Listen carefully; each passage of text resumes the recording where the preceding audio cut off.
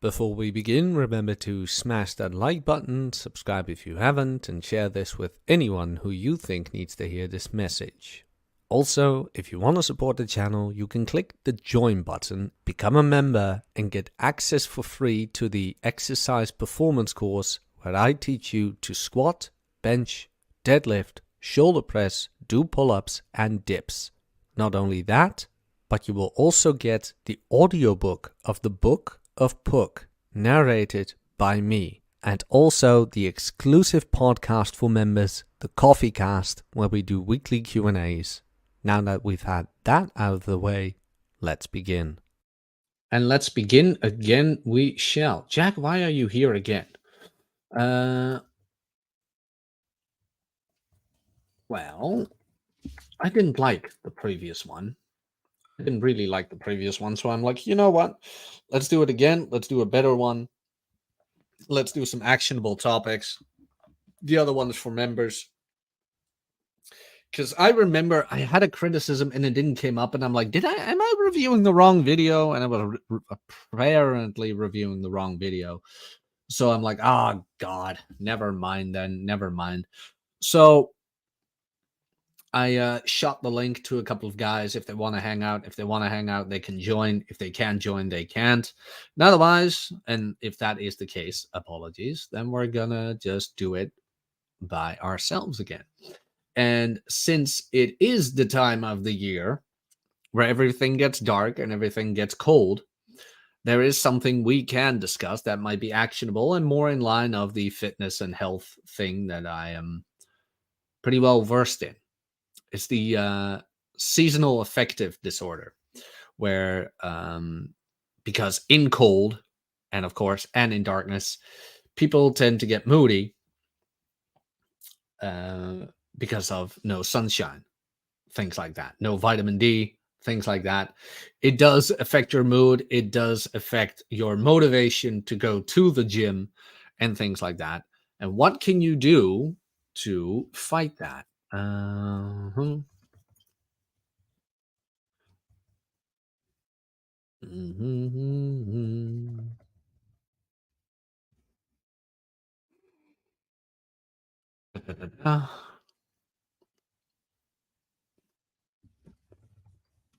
If there are even certain foods you can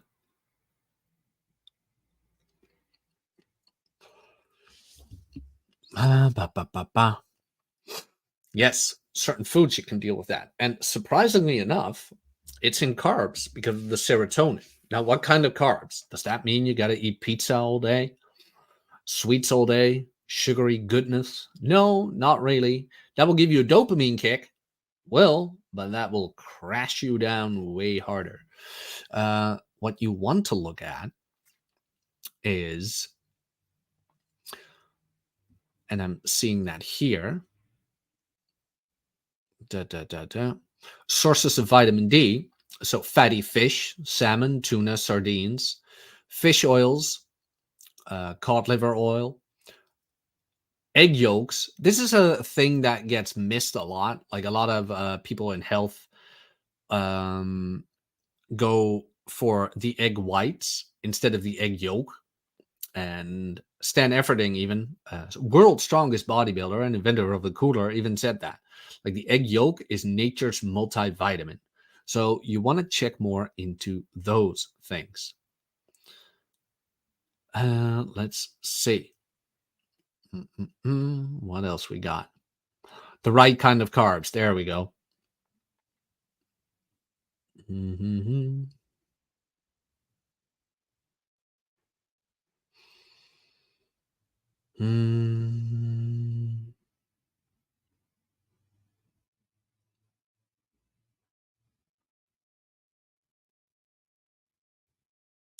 Yeah, as I figure. So the right kind of carbs, what you want to look at is like sweet potatoes, rice, things like that. Easily digestible carbs, vegetables, fruits. That's what you want to look at if you want to fight that seasonal affective disorder which comes up right around this time of the year. I mean, I'm even noticing it, like there's less motivation to go to the gym, things like that, a little bit less motivation to do things. I mean, I've got the vitamin D right here. Increase that dosage a bit. Like, what kind of dosage do you do? I look at the recommended dosage on the bottle and I just double that. Where it's like, well, then at least you know you're getting in the right amount. Like, no honesty, not medical advice. It's something I do. Hey, Bull Rush, you free?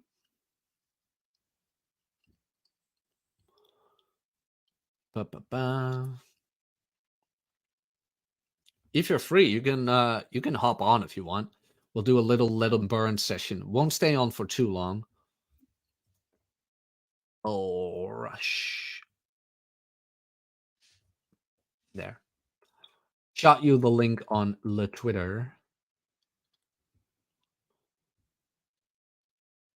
Yeah, cool. No, jump on, man. Jump on. I mean, you're a veteran in lifting. We can talk about that a bit. Bull Rush is an absolute tank. For people who don't know. He's jumping on soon. But let me know in the chat or in the comments down below if you have ever dealt with things like that.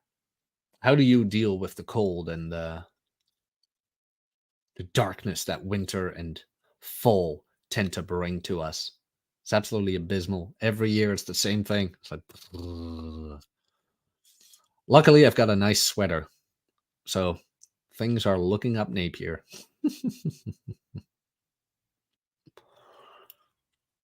Bull Rush doesn't have that because he's in Texas. And Texas is nice and warm. There we go. Sup, old blood? Hey, how's it going? I'm doing well. Doing well. Dealing with the cold and darkness that winter is bringing here. How's Texas?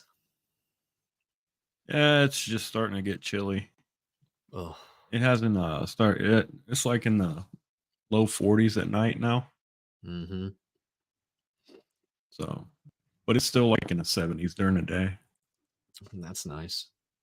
We're having a very mild fall out here. Oh, I wish we had that. I truly wish we had that. So, how have you been?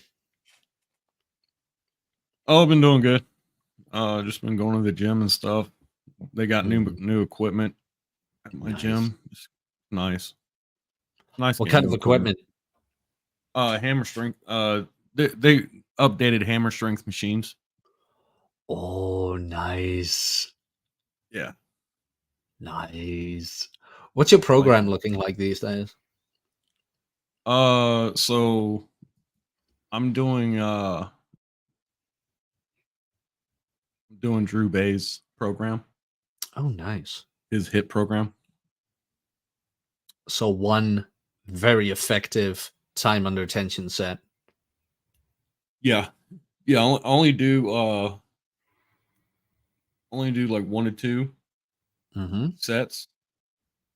If it's like a compound lift, like squats, I just do one set, right? And it doesn't even take that long. I like it though because it's like it only spend like 35 or 40 minutes in the gym, and then I'm done. But like I'm blasted, right? Like I'm done. Like when I get like when I'm like I have to sit down for a few minutes and let my legs regain some strength before I go outside, go home. I like Drew's method a lot on the machines, where you can really focus on that extension or contraction, and more on the isolation. Like with squats, I tried it a couple of times with like normal barbell squats, and that just kills you. Oh my god. Well, the only thing I don't like at the gym that I go to that they use the Smith machines for squats. I'm not a big fan of the Smith machine for squats. I like to have a free bar, you know. So, no, I can understand why. It's always Like I don't know. I've always felt awkward doing squats on a Smith machine because you have to tweak your technique a little bit, Mm-hmm. because you got to put your legs out a little bit in front of you, and it just feels weird. It doesn't feel right. Mm. I'd rather No, just have a free bar, do no, it I that know way. what you mean. I know what you mean. I learned to squat and like bench and things like that in the Smith machine, and then I went to free weights, and everything just was completely different. Yeah, Felt so off, like needing to find the balance and things like that. Like, holy shit, what's this? I'm like, oh no. it's awkward, man. It's just awkward. Hmm. Terribly awkward. How was your Thanksgiving? It was pretty uneventful. Did the ate a little bit of turkey, but my girlfriend brought me some turkey, and then I barbecued a couple ribeyes. Oh, nice. Yeah, I don't get down on turkey that much anymore. I just do like steaks, do Like that on the grill. from the turkey I've had, I know it's pretty dry, but mostly depends on how you prepare it, I guess. I mean, if it's smoked turkey, it's fine. But I usually stick with the dark meat on turkey. I don't mess Hmm. with the breast a whole lot. Hmm. I mean, even like all birded chest is always dry. Hey, it's Arch. Ah, thought I'd swing by. Oh, nice. Good to see you too. How was your Thanksgiving? Oh, well, we don't like turkey in our house, so we did ducks. I have a killer duck Laurent recipe, made 2 of those, and used the carcasses, made stock the next day. We had like pretty much no leftovers, a little bit of leftover macaroni. Oh, nice. Well, that's not bad either. Hold up. Let me see. There we go. I know, I'm off center and like put my camera somewhere. Where do I sit? well, Shit. well, I always put myself on the right because I'm mostly looking that way, and then it makes more sense. I find like I'm gonna do like that, CD cover. I'm staring off in the distance, like I'm too cool to care. Like I play in a rock band or something. Hmm. Sunday morning cartoons rock band, indeed. Stand real cool, have a bird land on your shoulder, thinking about all the things you went through. There's I'd Finding have a out. an eagle land on my shoulder. There's a That's South true. Park Bald episode, eagle. like they bet Cartman like he couldn't make it to like the gold record or platinum record for Christian rock bands or something, and then he ended up like getting this group together, and he ended up losing for some reason I forget, but like he had like a good album cover and everyone's they were surprisingly good music for South Park actually. Yeah, Faith Plus One. I remember Oh that. yeah. Well, in general, actually, the South Park music was really good. Like, I mean, like Satan Solo in the first movie, that knocked my socks Oh off. yeah. Like, Yep, I remember that. Oh God, what was it about that he once said? Like, oh yeah, up there. That's the song, Up There, where there is so much bloom. I remember watching that film the first time. We the had South a Park writers, they're off the charts, though. I mean, they're really actually. I just saw Book of Mormon with my wife a couple weekends ago, and so and that's written by the South Park people too. We like musicals, and so it was irreverently hilarious. I was laughing my ass off the whole time. hmm, I haven't seen or heard what no, I haven't seen or watched online Book of Mormon yet, but I keep hearing good things about it. But no, I remember the South Park film where it was PG-16 here in Europe, and a friend of mine, he got it via his brother. And how old were we? 11 or something? 11, maybe 12. And he passed it around. He passed it around school, and we had a VCR upstairs, and I started watching that film, and I remember my mom coming up like, "What the hell are you laughing about? What's so funny?" Yeah, they go there. Like, I mean, Satan has a gay relationship with Saddam Hussein. They're trying to take over the world over Canadians or something. Like, they go there. It's hilarious. Oh yeah, when the blood of Terrence and Philip is spilled or something. Yeah, they get all about like free speech and censorship, but then they make fun of how Canadians talk, and well, that's a running theme in South Park. But yeah, good writing. Have you ever seen that meme Aaron Clary made from Ryan and Rich Cooper? I have not. I don't understand memes. Like, I will type something on the internet, and somebody will send me back a picture of a dude making a face. And I don't know who the dude is. I don't know what his face is supposed to mean, but I know the other person had a thought, and I'm glad I made someone else think. I don't understand memes. Well, it was funny because what Clary did was he made like the South Park Canadians from Ryan and Rich. So he made like the flapping heads. Yeah, the little drawing style there. Yeah, that's funny stuff. And they'll talk that same way. And yeah, they did a whole like series on COVID. I haven't seen yet either. I'm sure it's hilarious. Oh yeah, it's pretty good. Like the last one, what was it again?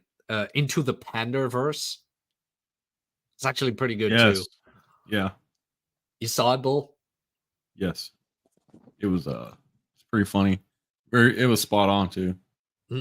I didn't even like the woke stuff the most. It was like the blue collar versus white collar stuff that I liked so much that at the end you had all these white collar dudes at the parking lot of Home Depot like, hey, I can do spreadsheets for you. I know how to practice law. Like, please fix my oven. I know geology. Please fix my oven. It's like, I know geology. Fix my oven. Man, it was hilarious. And that, like, the handyman at a certain point just asked 30 grand a job. It's like, what the hell? Yeah, man. Or when he has So you got to get into trades, man. It's good money. Yeah, remember that talk he had with his daughter? Like, Shelly, I don't want you to go to a prestige college. I just want you to go to some deadbeat handyman, get an internship, pay 2 grand, and live a meaningful life without debt. Like, Jesus Christ. So big picture, is that what you'd advise like to your sons now? Like skip college, just go learn a trade or something. You'll actually be able to do something useful if the apocalypse comes. You'll make as much or more money. You won't have student debt. You won't have to deal with the rigmarole that is Western universities. It is Well, an go if ahead. I have a daughter, but if I had a son, I would, and he had an inclination for it, I would advise him to look into it. I guess you could tell at a pretty young age. Like there's some kids who love to take crap apart and put things together. Like they're just a handy person. Like some people are athletic, some are handy, some are musical, and like yeah, if your son like has a handy inclination at a young age, that might be a good route to go. I mean, I wouldn't. It's not if I was son, I wouldn't tell him to go into welding if he couldn't draw like a straight line, you know, because you're kind of setting him up for failure. Yeah, you would think about it, like stuff like welding or like I mean even cutting hair. Like you have to have a certain artistic inclination to do like certain trades. Yeah, no, pretty much. I mean, my brother had it. He ever since he was young, he just loved trucks. He just loved trucks, and as soon as he could, he got his driver's license. He's got his truck license, and he became a truck driver. And until this day, he still loves it, and he's earning plenty of bank. I mean, he got it covered. You make good money trucking over there. Like in the U.S., you still don't make good money trucking. Like it's an essential job, and you make shit money. No, it's pretty good here. It's pretty good here. I gotta say, if the trucks ever stop driving, like your grocery store is empty in like 48 hours. Like there's no food anywhere. Screwed, like, man. Oh yeah, they did that over here a while back during the protests, the farmer protests. Like, yeah, they stopped driving within a couple of days. It's like, oh, we can't provide this anymore. We can't provide that anymore. It's like, yeah. You don't realize like there's constant influx of trucks filling your grocery store shelves every hour. The trucks ever stop? Like we're talking like you can just like, lick the shelves clean at the grocery store like in 48 hours. It's all gone. Yeah, 'cause I used to work for a better part of a decade. I worked for in a warehouse doing grocery supplies. I worked for like U.S. Food and a couple other regional grocery supply warehouses, and yeah, it's one of those kind of like they keep on saying they're trying to replace truck drivers. I don't see that happening anytime soon because you still need drivers to offload the stuff, the groceries and stuff like that. I guess the warehouse people. I don't know. They're trying to have like these self-driving 18-wheelers. I don't see it happening. I mean, maybe one day, but I mean, yeah, you got the self-driving forklifts, the automated conveyance systems, the automated pick and stow systems. Like, there's a lot of parts that have to work together without breaking, and that's asking a lot. maybe in the very, very, very distant future, they finally manage to automate all that, but I don't see that happening. It's just more the integration steps. Like there's already good. So like you just look at an Amazon warehouse. Like the computer knows where every single thing is. Those crates are jam full of stuff that humans can't get to. You send a robot back there, and it will pick the right item from this hodgepodge of disorganized crates because the machines know where it is. I mean, but then that system doesn't play well, with like all the other systems, like getting your forklift in there. You need a human to make sure the stuff works right. We can cut back on the number of humans we need. I think if we have like a 1, 2, 3 human overseers for a giant warehouse, that might work. Then maybe if you're a warehouse overseer, that's like a 7-figure job or something. That will be something. I'm factoring in inflation. By the time we're there, 7 figures will be like 3 figures now or something. Oh yeah, you get Weimar Republic money.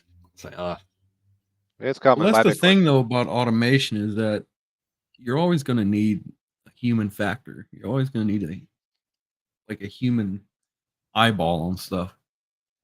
You're never going to get rid of that. Whatever you do with machines, you still need a human to review what ChatGPT spits out. ChatGPT can't write everything for your job for you. You got to have human annotation, and then that human annotation is used to retrain those systems anyway. So I don't know. I've heard this some dystopian theory where like the future of all white-collar jobs is not to be people who know stuff. It's to be people who are the best at phrasing prompts for AI. And like if you know how to manipulate AI and get the best results out of it, like the AI wizards will be like the ones who are drawing pictures and writing stuff. Well, yeah, it's like with my current career, I do medical coding for inpatient hospitals and stuff, and it's like they've been trying to automate you for a while. Yeah, they've been trying to, but they can kind of do it on outpatient stuff because those type of bills and stuff are pretty easy code, but like the inpatient stays are much more complex, and it's just like the AI, because we do have an AI software that pulls codes from reviewing the notes and everything, but it really fucks up whenever it gets into like complex procedures and shit. It just shits the bed and it just starts throwing up codes and misses codes, and it's like they keep, for like the past 10 years, coders have been worried about losing their job. I'm like, dude, they're not anywhere close to it, man. Like they're still going to need a human factor to review that, whatever the AI says you should code. Just from the common man sitting where I am, like my insurance company never gets anything right. Everything's always miscoded. The doctor's office or the insurance company does or doesn't cover certain things, and then you have to make 50 phone calls just to get the money you're supposed to get for paying your bajillion-dollar premiums every month. Yes. I don't know. My only experience with coding, my wife's a therapist, so she has to bill some things through insurance, and she's figured out how to do it herself without having to need like a medical biller and things like that. It's pretty easy because she only has like 2 codes she uses, but even then she fights with insurance companies all the time. But her profession is kind of unique though, because unlike doctors, like you show up at a doctor's office, you can present with symptoms. Your symptoms are the code.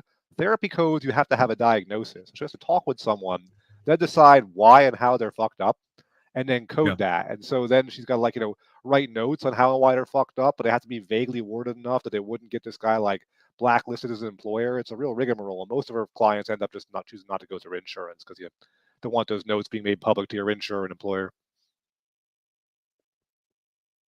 She does mental health therapy?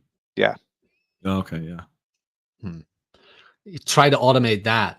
Talking to a robot, expressing your feelings. They've been trying too. And not recently. People have realized that robots don't pass the, small talk test or, oh, that's it. I'm backwards. This way is that way, and that way is this way. Wow, that's so cool. My head's so big. I like sit back or something. It's because of your giant brain. It is. I've never mastered video etiquette. Like everyone's got all these cool podcast setups and stuff, and I just hang my monitor, my camera on the top of my monitor. Try to pick my nose too much. Sir, my webcam is my phone. Don't worry. I'm just like, don't pick your nose. Don't pick your nose. They can see you. Before I barged in, by the way, what were you guys talking about? Like you guys. I was talking a bit about seasonal affective disorder and how you can fix that, because like the winter is coming again and people are gonna get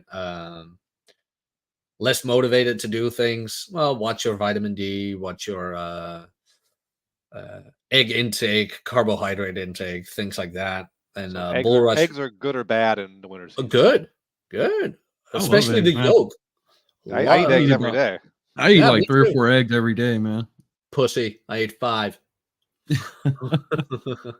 It's like Mind you, Bull Rush is 6'4" and 315 pounds of muscle or something. Yeah, I usually skip breakfast, so I have eggs for lunch every day. Oh, so the ducks. I saved the livers. You just toss them in the stock pot with the carcasses. I kept the livers aside. I'm trying to like liver. And so I like buy a thing of chicken livers from the grocery store. I chop those up in my eggs. I put a bunch of vermouth, like poblano peppers, parmesan. I got to make it not taste like liver.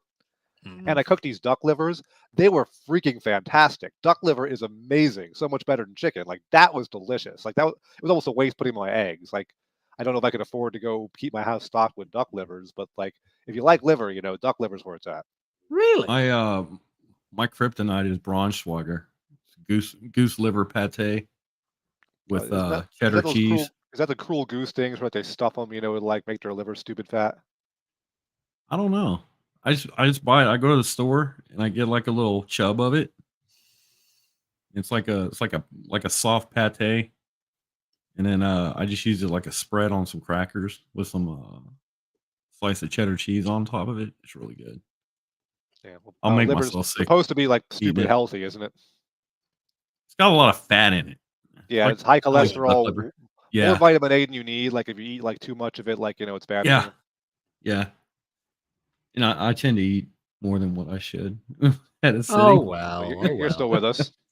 Yeah, I'm You're still still here. here. We all have our vices. I mean, what was it a couple of years ago? It's like eating eggs is like smoking cigarettes. It's like what the hell? That's been a thing since I was a kid, man. It's like you get, because the news, they don't like check this stuff No, out. I mean, like I said, It's like I either don't. bacon and then it's Nutrition like wise, the news eggs. is like behind a few cycles too, aren't they? Like the news is still like in the 1980s for health. Yeah, I thought, what the hell?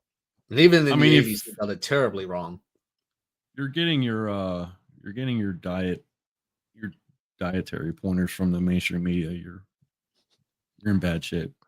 Well, big picture, what is a good thing to be getting from the mainstream media? Like, what do they do right? Nothing. My mainstream media, the Dutch mainstream media, is losing its mind right now. It's lovely to see. Absolutely great. I haven't watched mainstream media or Oh, had cable since like 2013, man. I get better news from Twitter. I Yeah. mean, we had elections and the far right party won by a landslide. It's Honestly, not like even, what news do you really need to consume in general? maybe finance. Yeah, Maybe that's the only I one. like to know how crypto is doing, like local news. I need to know if my personal city's on fire.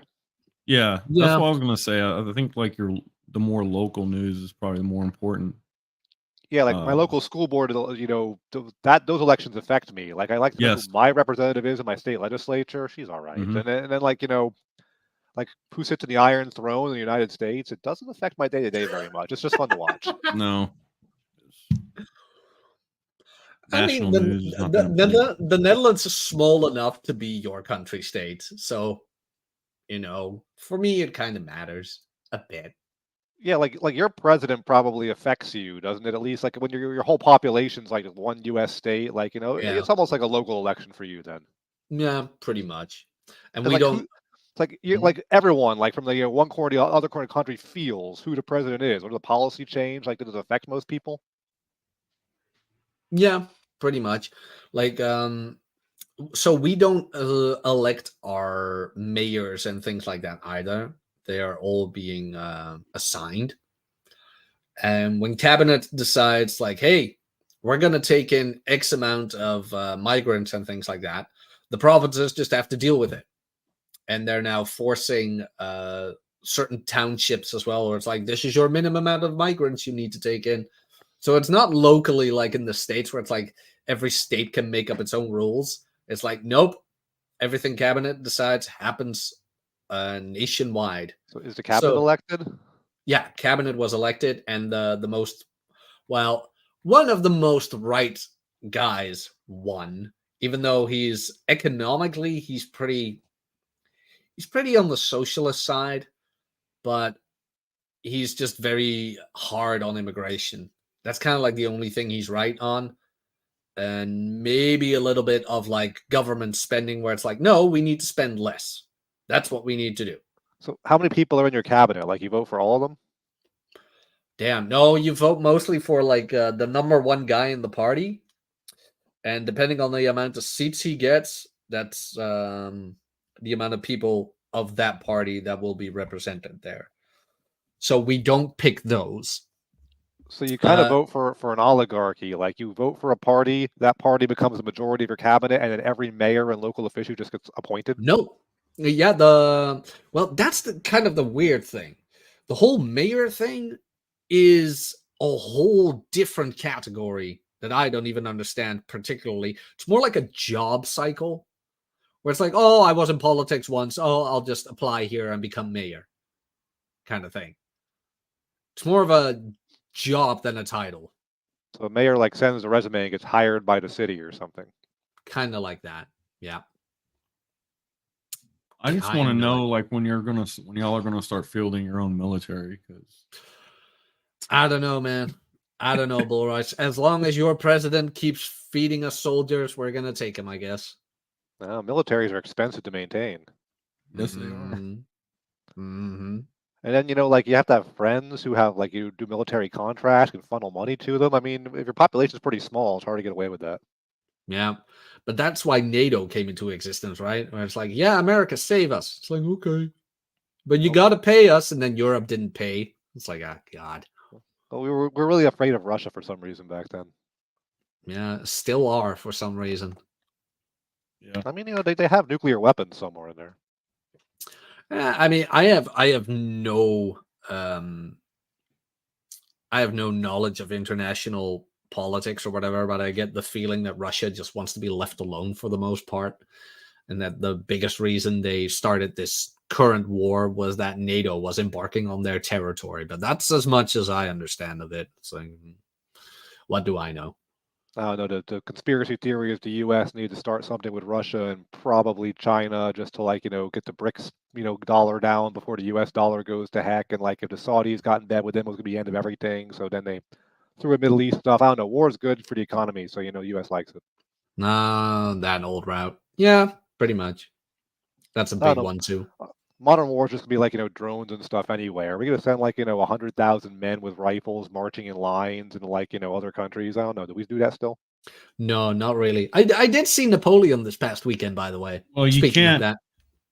I mean, the more you automate a military force, it's fine, whatever. But it's like you're never going to win a war unless you put boots on the ground.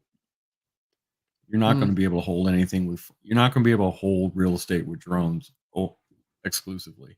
No, but no one wants to, like, capture land anymore. That's unpopular. Like, if we really cared about war, we'd, like, send a million troops in the Middle East. We'd, like, enslave the people, take all the oil, ship it home, and draw a risk card. That's how war is fought. But I mean, instead we just, like, kind of send a message and want to increase our clout. It's like war is almost like Twitter now. We send our drones, we shake our fists and stuff. It's kind of funny. Well, that started like back in the early 90s with Desert Storm, man, with the shock and awe. And everyone's like, oh, it's a war for oil. It's like, no, it's not. Where's the oil? Like, we should occupy it, take the oil, and ship it home. Then it would be a war for oil, and that war would make sense. We just, like, send people in to, like, stand on street corners and get bombed and shot at. Like, that's stupid. Well, yeah, like occupying enemy territory is retarded. It's just it's a no-win situation. No, when you occupy it, though, you send them people with guns. The people with guns shoot the people who step to you. You seize the resources. You enslave the people. Like, that's how wars are fought. Well, we try to be all polite and all that. Yeah, I know. That's the way it's supposed to be fought. Just like glass the area and take their shit. But we're no. civilized. It's supposed to be a mutual understanding of two men who both have about 100,000 and let each other's 100,000 get into position. That is what it's meant to be. Gentleman warfare. Yeah, it's like the code of chivalry or something. Like, I've got my men, you've got your men. We don't want to die. That would be stupid. But let's just have our men duke it out. And if your men beat my men, then I'll give you this piece of land. Gentleman's bet. Nah, pretty much. That's kind of how it goes. Like I said, I watched Napoleon this weekend, and it's pretty brutal at some point in some cases where it's like, oh my God. And people just do it. Of course, that's where, like, the whole propaganda for the nation comes from. People just went, and Napoleon, well, he every now and then was at the front, but he mostly was in the back. Mostly in the back. Like, you guys go fight. You guys go do stabby stab. Go do it. It's like, what the hell, man? And at the end, like, how many millions of lives did Napoleon's wars cost? What the hell? Sufficient, like so many. And can you imagine, like, technology now, it's clean, not always, but it's usually clean. But back then, like saber stabs, small musket wounds, it's like, by God, you were lucky if you got an instant kill on the battlefield back then. That's like, the old school. Then you see like people walking around with spears, like, killing all the wounded and taking their money. Mm-hmm. Like musket rounds back then, the ball ammo that came out, it was like a 50 to 60 caliber ball round. It was big. It was a large round. One of those guns you couldn't fire twice, wasn't it? Yeah, it was musket, usually like flintlocks. I think back then they were using flintlocks still. And they had some repeating rifles, some like early tech repeating rifles and stuff too. But most of them were like the paper. Yeah, most of them were like cannons and general infantry. You had like a either a musket, like a pistol, or a rifle. It was one shot, and then it was fixed bayonets after that. Mm-hmm. Yeah, now one shot though, that meant like the guy with the 400,000 troops would win because they all stand in line, they'd fall to the ground. The guy behind them would shoot, they'd fall to the ground. Like now that like one guy could have an AK-47, he could do a lot more damage. Yeah, yeah. Well, go ahead. That's why during the Revolutionary War here in America, it's like you had a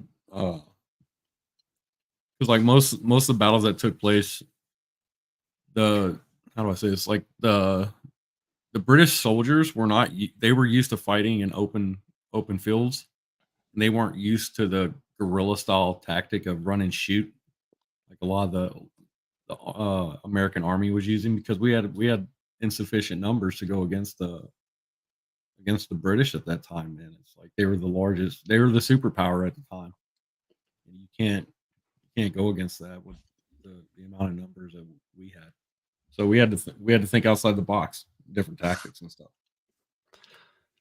Pretty much. You guys fine if I wrap this one up? I have to go in a moment. Thanks for hanging out, by the way, with me on this live stream. I just saw a Twitter invite. I'm like, oh, that sounds like fun. I'm bored. I hate what I'm doing at work right now. Oh, cool. I mean, I can hang around for a bit off stream. So, guys, hit the like. Thanks for hanging out. I'll see you guys soon. Boom.